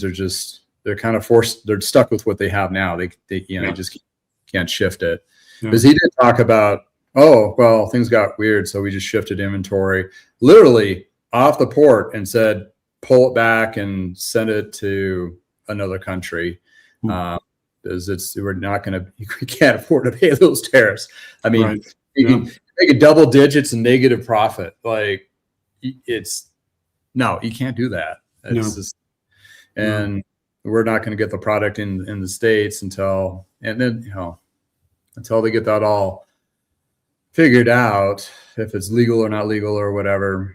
Yeah, I mean, I'll let the experts deal with that, but yeah, I would say, for me, I mean, I shouldn't be sitting here right now because I have over 2 weeks worth of repairs. You should get to work. And this is weird for January. I'm just sitting here just like, January 2nd hit, and it was like, boom, you're a month and a half out. I'm like, I readjust availability. Some of that's, a lot of that's climate change. You're probably taking advantage. A lot of people are like going crazy because they can't or won't go skiing right now because the conditions aren't very good, and they want to get outside. That's part of it, and we did have warmer weather, which is definitely a shot in the arm. I mean, I'm going to go for a ride this afternoon. It's going to be lower 60s. It's going to feel like 70s. I wish I could join you. Oh yeah, I wish you were down here. And that gets people that has more repairs and so forth. But what organically. Not that I drove this or, saw it as an opportunity and went for it, but it just kind of came my direction by all the work that I put into it. I've gotten a class of customers where apparently my business model intrigues and appeases and fills the need of those who have multiple bikes that do a lot of riding, but they may not be athletes, but they enjoy riding and they've been in it, and they just like a lot of different bikes and they have a lot of different bikes. And they're the individuals that wait to the off season to, oh, okay, you can have this one now because I'm not going to be riding it for a little while.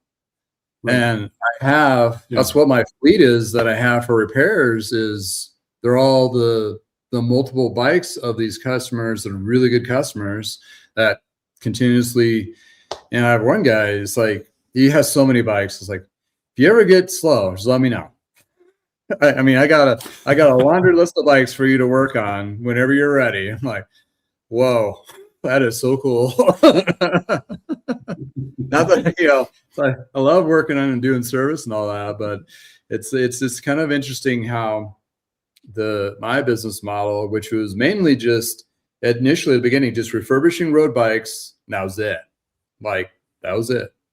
And now it's flipped to, I do some of that, but mostly refurbishing parts and frames. So that's what's selling right now.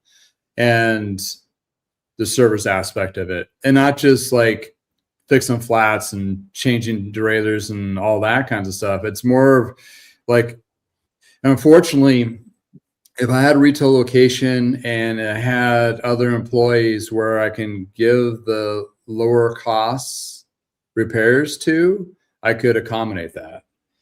But unfortunately, I need to make a living, and I'm the only one here. So my barometer level has to be a little bit higher. Like, I can't, unfortunately, do all the little stuff like that, because I need to focus on the bigger ticket repairs, which is, I wouldn't say it's boutiquey, but it kind of feels like a little higher class. I don't want to make it sound negative. No, I mean, you've got to make money. It's got to make sense. And, if, at some point, you never know where the market's going to go. At some point, you might need to start doing some of those repairs, or not. I mean, if you can't make money doing them, it doesn't make a lot of sense. So. Yeah. But yeah, for right now, it seems to, I mean, obviously it's resonating because I got, enough repairs to keep me busy for well into February and a month later, which is, really good considering it's the off season. And the other aspect of this too is I think, or you're most likely, more often than not, in most markets in the United States, you're going to see the labor rates go up for service. So your tune-up packages are going to go up. The small adjustments are going to go up, just because there's several reasons, cost of living, everything else. It's expensive, more expensive to run the shop and so forth, all the overhead. And part of that overhead is the cost of employees. And employees are the most expensive piece for the most part for most businesses. So to ensure those higher level trained employees, because you can't just be a bike mechanic and do it as a hobby without having a full-time job, right? Yeah. To be able to support your family. So it's going to shift. That's going to be more expensive. So where I've been telling people in the off season, when a lot of these shops are having their tune-ups specials, like 50 or $100 or whatever, take advantage of that, because come springtime, it's going to be more expensive and it's going to be a longer lead time turnaround for that bike. And in addition to the quality of service that you do get from an off-season repair tune-up versus an in-season tune-up repair, for most shops, not all, but most shops, will be more rushed. So you're getting a higher quality tune-up with a discount in off-season. So, and obviously some of these bigger shops, they need to keep their people busy, so they're obviously going to drop their prices a little bit to keep the cash flow. Just the same thing that big companies are discounting their bikes, even though they're maybe taking a negative, at least to get the cash flow coming in. But for me though, which has been very interesting, everything is appointment based, and I decided about a year and a half ago, it's like, I can't crush myself in the summer. If I'm a month and a half to 2 months out, I'm just 2 months out. It's like, I can't do that to myself as much as I want to help everybody. But I got to first help myself keep sane, because it's just me.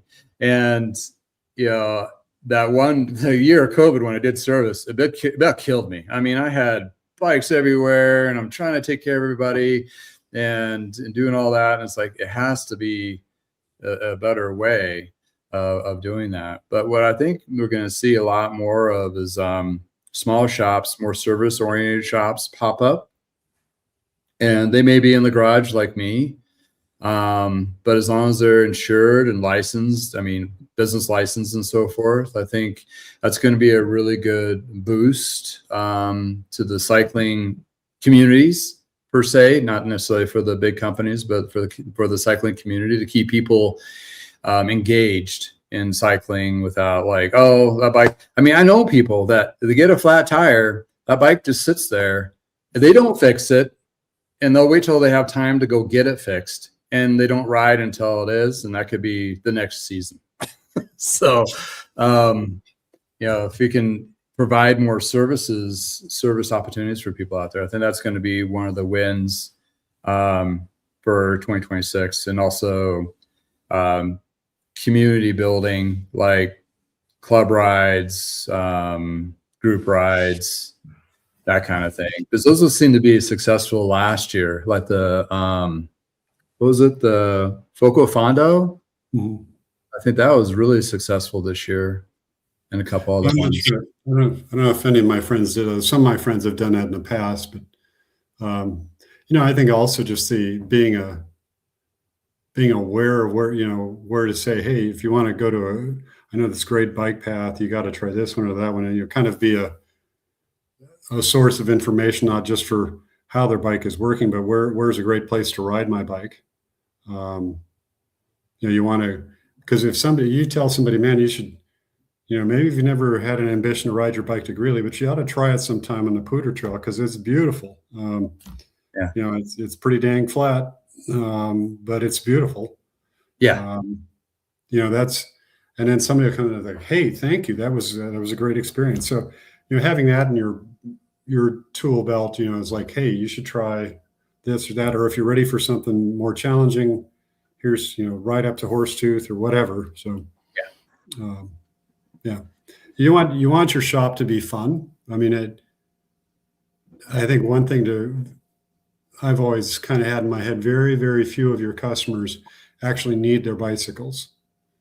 It is a recreational opportunity. So your experience in your store, or my experience as a customer in your store, should be fun.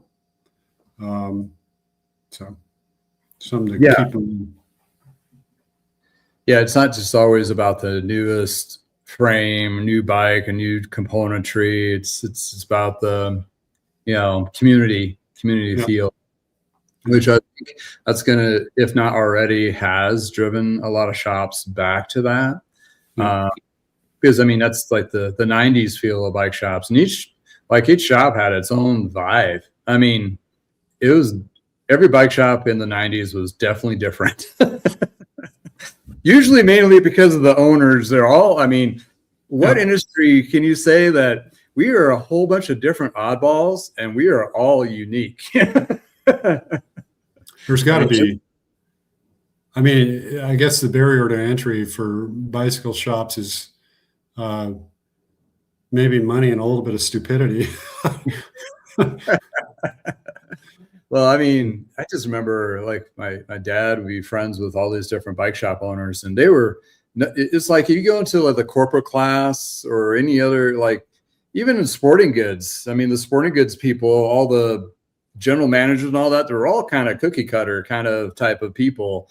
And bike shop owners, they were all just different breeds. I mean, my dad including myself. I mean, we're all just kind of a whole bunch of crazy wackadoodles trying to do something we're passionate about, and knowing that we're not. It's like we're insane. We're literally fit the title of insanity because we keep doing the same thing, hoping for a different outcome.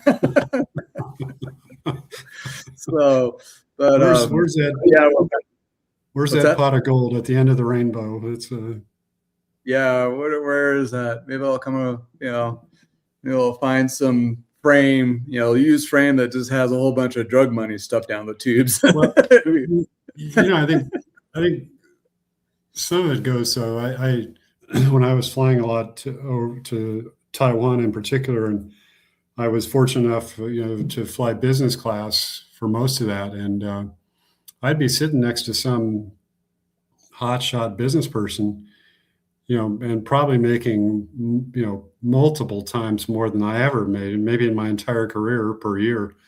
And I would, and we'd strike up a conversation and say, "Oh, what do you do?" I'm in the bike business. And they go, "Oh, that's so cool."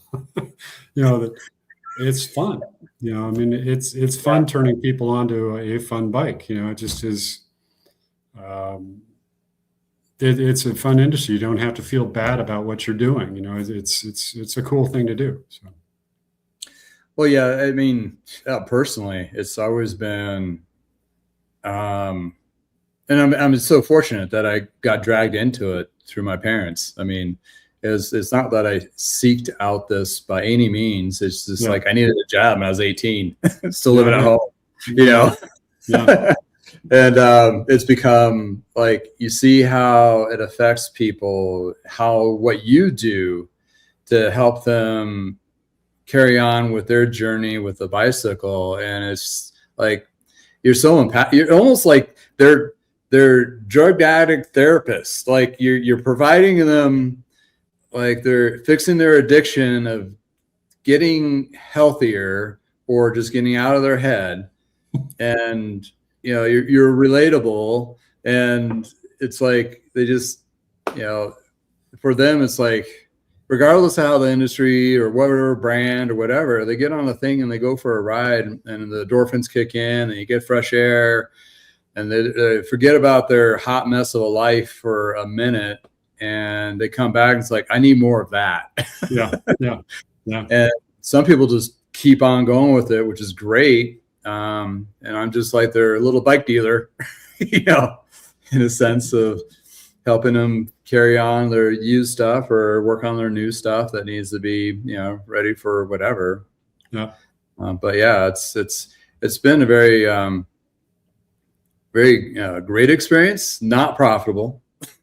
I'm not retiring anytime soon. Yep. But it's fun. It's really a good experience when you can turn somebody onto you can literally change somebody's life with a bicycle. So. Oh yeah, you see it. I see it all the time. I'm sure I've told you the story about when I was at the Spoke, and the guy came in and said, he was from Europe, and he brings in this old Motobecon. Stop me if I've told you this one before, but. Oh, you have, but you can. It's a great story. Yeah. His name is Alexis, and nice guy. We kind of hit it off, and he brings in this bike, and it was a Motobecon. It had Mayfac brakes and simplex derailleurs. For those of you who are old enough, that you could only get the performance level of that bicycle to about somewhere about here. It wasn't going to go up here, but he brings it in. He was studying at DU, and the old Denver Spoke was across the street from DU, and we kind of hit it off, and he kept bringing it in. One of the reasons he brought it in is his parrot, Max, the parrot, would chew the plastic off of his cable housing. And we kept having to repair that. So each time he came in, he goes, "You Americans, you're so materialistic. You got to have a racing bike. You just need to get from A to B." And I'm like, and it started to be a bit of a routine. And I think the third time he starts up again, and I said, "Alexis, put a sock in it." And because I saw him looking at this beautiful Spanish blue DeRosa over in the pro section, I said, "Take this thing for a ride. I don't care if you're gone for 10 minutes, an hour, and then we'll talk." And so he goes out, and over an hour later, he comes back, and I said, "What do you think?" And he goes, "I don't know why people use drugs." And he bought that bike that day. Which this would have been mid 80s, so he was probably spending, probably the equivalent of spending $5,000 today, buying a, super record DeRosa. Oh, wow. Yeah, it was Spanish blue, beautiful, beautiful bike. Man, that thing was cool. But, I actually literally helped Alexis change his life. He felt better about, things in general. I mean, it allows you to go literally blow off steam, and yeah. Oh yeah. I mean, regardless of how you think about the bike prices are, and they've gotten pretty high, but when you compare it to therapy and medical bills that it might prevent you to have, so it's a lot cheaper. Yeah. Sense. I mean, that's one ER visit. Let me tell you, one ER visit is definitely a $5,000 to $6,000 bike right there. And Yes. yeah, it's like, some things you just can't prevent, of course, but it's, right. But I mean, for heart health, for sanity, a lot of different things, a lot of positivity. It's proven. It's not a misnomer. And for our neck of the woods, we were very fortunate because we have a lot of bike paths. But that's where, I mean, companies like Peloton and the spin classes and all those have cropped up in the off season for keeping those legs going and the cardiovascular. It's this huge beneficial for that. But seeing this industry that we're going to see some changes, and we've already seen a whole bunch of changes. And I've seen successes, but it's not at the big corporate level. So it's going to be interesting to see how they fare for the next year or two. And maybe some of them are just going to either sell out or close down, or who knows. But it's conversations that I've had. Cycling industry has always been, it's rough in all aspects of it. And when you're looking at parts distributors to wholesalers to bike manufacturers, it has been and going to be really tricky for them. But I think it kind of might help the independent bike dealer that's finding opportunity with service and used, and brands that are really looking to work with them, versus it's felt like the big corporations were driving the narratives, like, oh no, you need to sell these because this is what we've decided that you need to sell, versus what the market really is, or being versatile to your market. I mean, there's one brand I know specifically, like in the early 2000s and the teens, that basically forced the same cookie cutter parts and componentry and accessory mix as well as bikes to all the shops that they sold to be a dealer for them. You'd have to carry a lot of products that wouldn't even fit your niche or your market. And then you're just sitting here with like a huge invoice that you have to pay to them. And you're like, with product that you're not going to sell. And you're like, yeah, then all of a sudden you're discounting their product after a year, whatever the time lapses till when you can. And that's even if you can get rid of it. And then you're taking a negative deficit. So I think it's going to, in a weird way, kind of wake up the reality of going back to these companies. We're going to have to go back to like their grassroots, I think. They're like, okay, how did we get here initially? By working with dealers, working with communities, putting a lot of investment into that, and making sure the dealers are healthy. However they're going to work with them with the dating or invoicing and all that. Then they're going to have to go to their banks and go, we need extension on our, we want bigger loans or what have you. But what I think it's going to do is really, at the bottom line, have opportunities for bike shops to build better communities in their cycling, and not so brand driven, more just their own shop driven. And I think that's going to, for the consumer, eventually we'll get better price point bikes or products, and products that actually fits to what kind of riding they're doing in their particular markets to have a better experience, hopefully. Yeah. I think there's been a huge lapse of that in the last couple decades. missing the mark on that. And they need to cultivate the next generation of riders. And you don't want to be reliant on bikes that are, like you said, or poorly manufactured or assembled, and they don't have a really good experience riding. So they're not like, I want to get out of that. I want to get that scooter instead because my bike's all clunky, you know? You know, part of it, I think, for a shop, if you can, like I did with my friend Alexis, is he understood the value. You know, he didn't see the value originally. And I said, just try it, you know, and that can be the thing, is just open to, you're looking for those opportunities. If somebody's not believing in the bicycle as a positive experience, sometimes you can provide them that experience and then say, oh, I see the value. I'll spend that amount of money. Yeah. And, you know, like a lot of the message of what we've been talking about for whatever the past 2 hours, whatever it's been, that price does not necessarily improve the quality of the experience. So you can have a really good experience just riding the bike. I mean, I've got my 47-pound Schwinn American in the garage there in Fort Collins.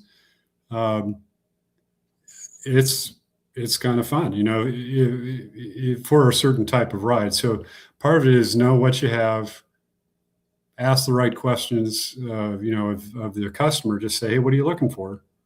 You just looking for a bike to get back and forth to work, or you're going to ride the paths, you know? And then if you can guide them and help them, a lot of times you might have a customer for life if you can get, you know, turn them on a little bit. So. Exactly. Also, another thing I found very interesting in the used market is if somebody has a really good experience with a specific brand as that they bought new or bought used, I mean, their opportunity for them to, or if they have an opportunity to buy new, they will at least start looking at, if not buy, the brand that they started with as used. Mm-hmm. So, I mean, it's kind of, it's weird brand loyalty, but I don't think it's really brand. I think it's just that bike felt comfortable to them. It might be the geometry of it, that kind of feel, or they gravitated. I don't think anybody really, I could be completely wrong on this, but I don't think anybody, for the most part, for the general novice riders, they don't research the brands. Like, they're not going, well, Specialized has all this historical or whatever, or the Trek came from here and all that. They may know a little bit of it, but they're not going to go, that's not going to sway their decision on buying that bike. It's going to be, oh, that's my size. It rides smooth. It's the one to similar that I bought used. And therefore, I've mentioned this to a lot of shops, like if they're carrying a specific brand, have some less expensive used models of that, maybe older, on your floor to help them lead into that brand. You start off with a old Trek 1000. You ride that for a while and you're like, oh, I have a good time. It's like, I actually got a tax refund this year. And thinking about looking at that carbon one, or, you know, the gravel version or whatever. And then, you know, like you do as a salesperson, you're like, here, just go for a ride. I'll see you when I see you. Yeah. You know? Yeah. And, you know, I think there's an opportunity there for a lot of smaller independent bike shops to leverage that, to help first bring in a price point that's more of a comfortable level for their customers coming in, so they're not alienated by the $10,000, the $15,000 bikes that when I go walk into any of the corporate stores, that's all you see when you walk in the door. And you know, the marketing part of me is going, that's so dumb. I mean, you can have it, but you're killing yourself. Well, you know, unfortunately, I mean, some of them, they have to do that because of the business. You know, it's like, if you've got an expensive retail spot, you've got, you know, X number of employees, you've been marketing, they have to sell those bikes in order to make money, because they can't make money on lower price bikes in some cases. So. Yeah, it's because of the volume's just not there. Right. Yeah. It's, you know, and it goes back to real estate. Yeah, it's, you know, if we would have bought our own building when we first started out, or within the first venture of expanding, and just like, oh no, we're just gonna buy. I mean, that would have changed the whole trajectory of our business, because when you're constantly leasing and then you're paying a new lease structure every 3 to 5 years, it just erodes your margins of whatever you gained. And therefore, all the major successful bike shops, excluding a few, but most bike shops that I've seen that have really made it big, own their own buildings, including the one at Lee's. I mean, that guy still owns the buildings. He's just leasing it to Specialized now. It's like, you take care of it. You deal with the business. I think he sold. I think he sold downtown. I think he sold that. Really? I think he did. Wow. Maybe not. I'm not sure, but I mean, the upkeep on that building. I think that building's super old. yeah. And the remodeling on it in the 70s or 80s has just gotta. I mean, it's probably all just about ready to fall apart. Yeah. Didn't he have plans at one time to just have it swiped and just build a new building there? I think he had. I don't know. I'm not aware of that, but maybe. Who knows? I thought he was thinking about it. Then I think it became like it's a historical building, so he was able to do it. Well, I mean, that is a great location. I mean, it's Although it was interesting. It's a great location for service and stuff like that. It's challenging for parking, because I remember that when I was working for the Trek stores, that one wasn't doing as well as we were by far. We were much more profitable on, at the south location than we were downtown. So. Yeah, the Lee's location we're talking about is right across the street from CSU college, and obviously, anywhere a big college, you're going to have very expensive real estate. And it was a shop where obviously parking was a hassle, but I worked in that shop a couple of times, and it was really crazy mix of customers because it also butts up against the very expensive houses in Fort Collins. Mm-hmm. So you had your very well-to-do off customer that looked homeless, and then you have your homeless and then you had your college kids, and it was interesting because you did not know where you're going to get by minute working there. You'd have somebody looking at that $5,000 bike to one guy that once has his Ross put back together, and you're like, oh my goodness, this is it's extreme. And then college you kick in and it's like, oh my goodness. Yeah. But yeah, that was the experience. And that's a very different dynamic of a business to run compared to other bike shops. So like bike shops, they all have different variations. And basically they're really driven, or they are altered over time to their market that's around them. And working at Big Fast Sporting Goods, big bad corporate, sporting good chain, we're talking to the management, upper management, and even up to the CFO, whatever level. They bought one location, or opened a location is right across Washington University, and their cookie cutter layout and policies and procedures and all that did not fit. It was like they had they had to structure that one specifically for that store, because it's just the whole the college dynamics was so different than all their other stores that they had.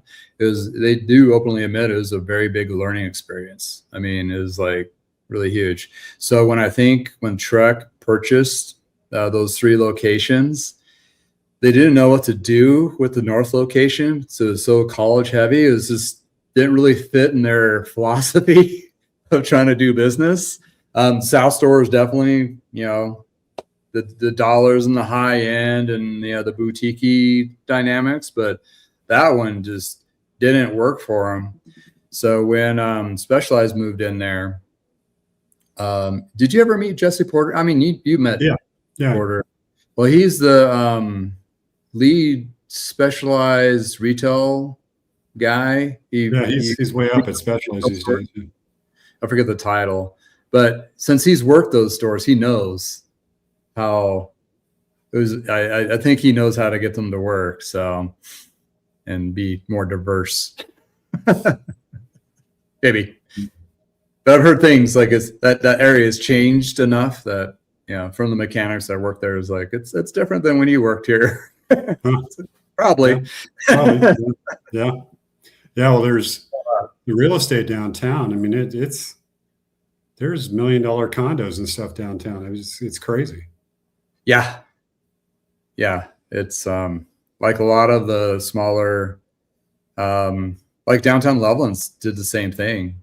Like used to be a retirement community here where like the downtown Loveland was just, like a diner and 3 or 4 thrift stores, and maybe like a dive bar or two. Now they're redoing the whole sidewalk structure of it. You got your high-end restaurants, you got a movie theater, you got all these, different shops and business centers, and then they put in a whole bunch of condos, and you look at the prices on the condos and they're in the millions. You're like, whoa.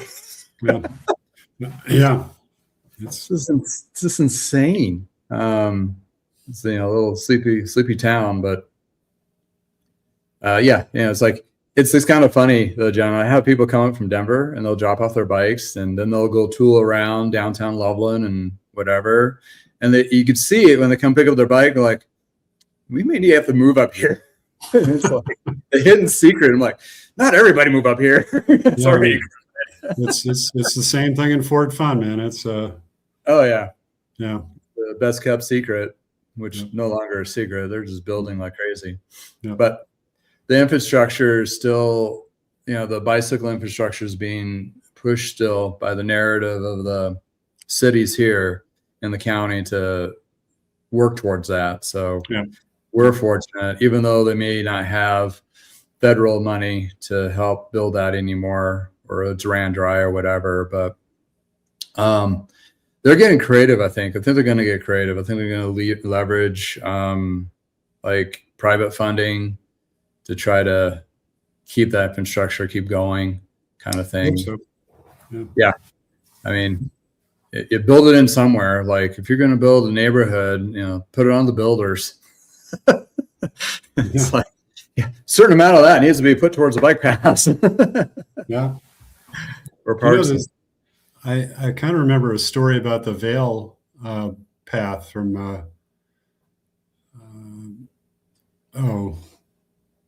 the base of the Vale bike path along I-70. I think when they were building I-70, the guys running that construction project had asphalt left over and actually built the path over Vale Pass.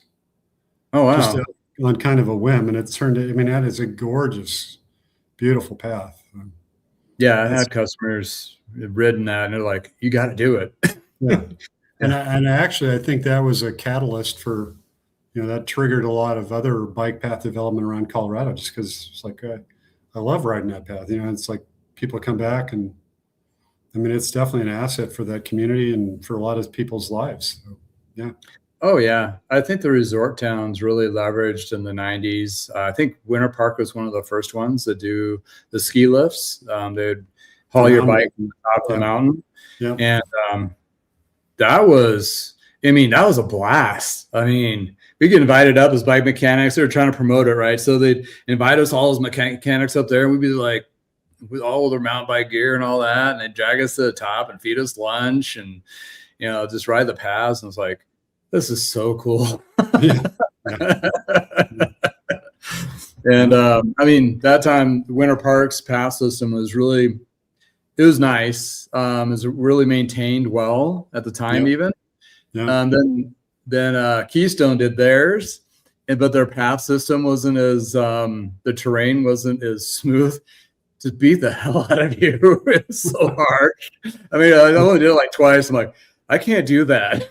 No, that's not. In my 20s, it's beat me up. I'm like, oh my God. You want to go have fun. Yeah. Yeah. Destroyed me and my bike and everything in between. Like, yeah, that system needs some help. I'm sure it's way better now. Not to say that, at the beginning, but that had a huge insurgence of getting those sleepy ski towns to be very more versatile in the off season for sure. And also building more cycling community as well. Even Steamboat still does the lifts and all that too. So it's really beautiful. Great opportunity to get up there.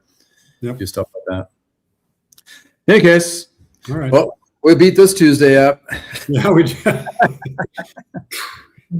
That's it. Everybody's still watching. All right. Well, thanks for joining me, John, and with all your insights and all that. I think, we'll get through it. Hope so. Take one day at a time. It's worth fighting for. Oh, yeah, absolutely. Yep. Absolutely. Well, be good. Yeah. You try to stay warm up there in your neck of the woods. We're getting getting when you're back in town. I will. Yeah. Hopefully in the next month or so. Sounds good. All right. Come down and thaw out. All right. All right. Well, all you watching, thank you for joining us here at I Know a Guy Bicycles. It makes this channel what it is, and appreciate everybody chatting. Unfortunately, I didn't get a chance to dive into the chat today, but in Freak Out Friday at 10 o'clock Mountain Time, I'll be doing that as well. So in any case, thanks again for everybody to hanging out, and I hope everybody has a wonderful week coming up, and I will basically have one sponsor I should mention that makes these live streams available for everyone. And we talked about wheels. Here's an opportunity to check out some wheels that are not too expensive. Typical Wheel Warehouse in California has an excellent selection of wheels to choose from that are pre-built, or also you can have them custom built up to various sizes. You can reach out to them directly if you have something unique like the 650 wheel or a different style of hub. Therefore, it makes it an excellent bike wheel set company that actually provides good wheel sets without breaking the bank. You will find them being very trusted and true. They really hold up under a lot of different riding conditions and so forth. It takes the standard old school wheel building practices and puts them in a better format. But in any case, this is a wheel set you'll be really love to have. It'll perform for you for a long period of time, and the quality and the attention to detail is superb. You'll find information about this company in the description below, with also my personal coupon code. I hope you find a good wheel set where it works for you. They also have a special on those that are actually 25% off. Same code, IK20 or IK25 will work for the 25% off. So if you're looking for a wheel set for your newer ride or old ride that needs to be refurbished, give them a shout out.